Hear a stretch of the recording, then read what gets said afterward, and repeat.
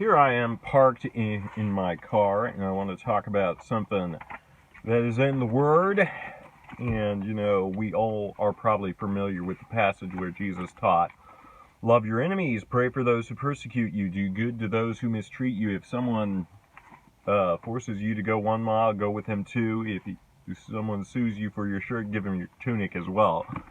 But what we got to understand is we got to rightly divide the word of truth. And some people might ask, does that mean I just have to put up with somebody all on a continual basis, somebody who just takes advantage of me? Well, I want to look at what this passage actually entails.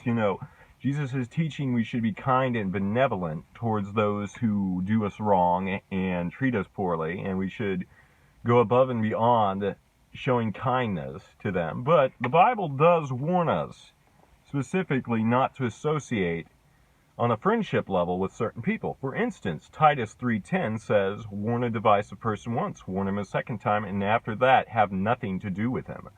Proverbs 22:24 says, do not make friends with a man easily given to anger, lest you learn his ways and get yourself ensnared. 1 Corinthians 5:11 talks about not associating with someone who calls themselves a believer, yet is sexually immoral, swindler, idolater, adulterer, things like that, of that sort.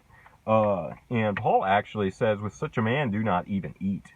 And so we are also told in 2 Thessalonians 3:10 through 15, that if someone's idle and they're not willing to work, they shall not eat. It's not talking about people who can't work. It's talking about people who are lazy and take advantage and mooch off of other people.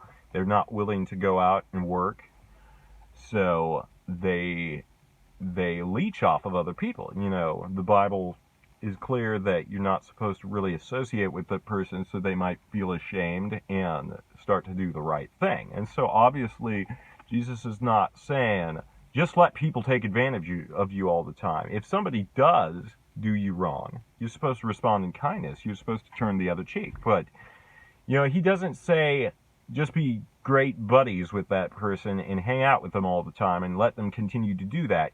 That's not helpful for them, and that's not helpful for you. Because when people get the idea that they can just use you, that is not helping them do the right thing.